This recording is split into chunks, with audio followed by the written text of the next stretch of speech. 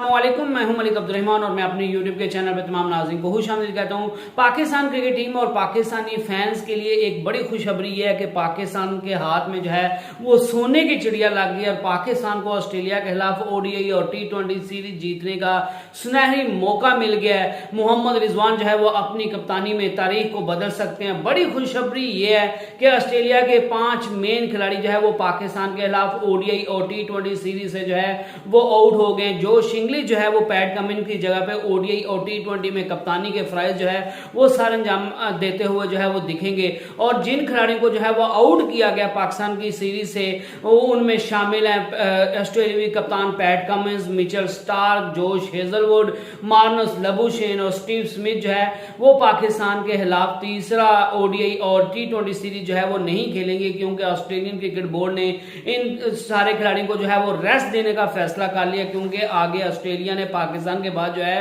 वो border Gavaskar trophy खेलनी है और बॉर्डर गावस्कर ट्रॉफी पिछली 2 बार जो है वो ऑस्ट्रेलिया हार चुका है। और इस वजह से ऑस्ट्रेलिया इस दफा जो है वो अपनी पिछली दोनों हारों का जो है वो बदला लेना चाह रहा है और वो अपने सारे खिलाड़ियों को फुली फिट और जो है वो एक्टिव देखना चाहते हैं, ताकि ये इंडिया के खिलाफ जो है वो ताजा दम होकर इंडिया की टीम के साथ जो है वो लड़ सके, ताकि हम बॉर्डर गावस्कर ट्रॉफी को जो है वो जीत का WTC के फाइनल के लिए जो है वो क्वालिफाई करें और WTC का फाइनल जो है वो जीतें। तो ये पाकिस्तान के लिए जो है वो एक बड़ी खुशखबरी है। और इसके अलावा पाकिस्तानी फैंस के लिए ये भी एक बड़ी खुशखबरी है कि नसीम शाह जो पहले ओडी मैच में जो है वो इंजर्ड हो गए थे और उसके बाद ये बातें जो है वो हर जुबान आम हो गई थी कि वो जो है वो इंजरी के बाद जो है वो ओडीआई और T20 सीरीज से आउट हो सकते हैं। ये तमाम अफवाहें जो है वो दम तोड़ गई, क्योंकि नसीम शाह ने अपने मुंह से जो है वो इंटरव्यू देते हुए कह दिया है कि मैं जो है वो मुकम्मल तौर पर फिट हूं और मुझे किसी भी किस्म का कोई मसला नहीं है, मुझे कोई इंजरी नहीं है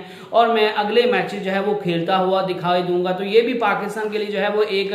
बड़ा अच्छा साइन है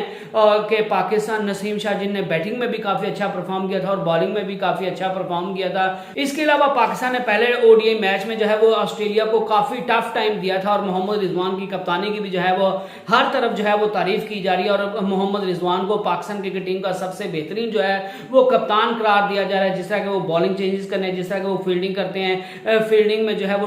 खिलाड़ियों को खड़ा करते हैं और जिस तरह का वो अटैकिंग क्रिकेट खेलते हैं उसको जो है वो ना सिर्फ पाकिस्तान में बल्कि इंडिया में भी जो है वो पसंद किया जा रहा है। और मोहम्मद रिजवान को जो है वो अनडाउटेडली पाकिस्तान का इस वक्त का जो है वो सबसे बेहतरीन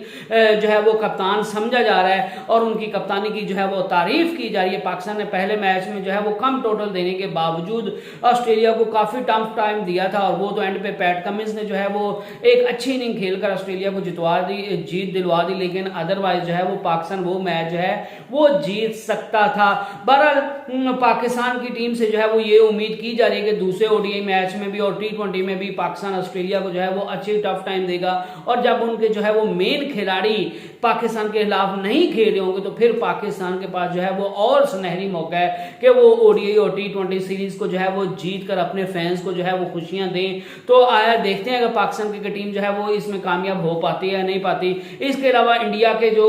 एक मशहूर स्पोर्ट्स जर्नलिस्ट हैं सुशांत मेहता, उनने भी कहा कि बाबर आजम की तरफ से जो है वो मुझे सेंचुरी आती हुई दिख रही है और मुझे लग रहा है कि एडलीड ओवल में क्योंकि बाउंस भी कम होता है और बाबर आजम जबकि कप्तानी उन्होंने छोड़ दी वो बड़े खतरनाक हो गए हैं। उन्होंने अच्छी पहले ओडीआई में शॉट्स खेली थी, लग रहा था कि उन पर से जो है वो प्रेशर हट गया है और वो अब किसी भी किस्म का प्रेशर नहीं ले रहे और वो बिल्कुल ईजी होकर खेल रहे हैं। बाउंड्रीज भी छोटी हैं और बाबर आजम जो है वो वैसे भी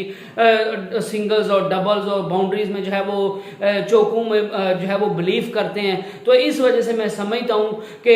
एडलीड में पाकिस्तान की तरफ से खेलते हुए बाबर आजम पहले भी 2017 में सेंचुरी ऑस्ट्रेलिया के खिलाफ कर चुके हैं, तो इस बार भी जो है वो बाबर आजम अच्छी फॉर्म में होने की वजह से और दूसरी चीज़ों के होने की वजह से जो है वो सेंचुरी स्कोर कर सकते हैं और पाकिस्तान ये मैच जो है वो जीत सकता है। तो आपका इस पर क्या कहना है आप मुझे बता सकते हैं। नेक्स्ट वीडियो तक अल्लाह हाफिज़।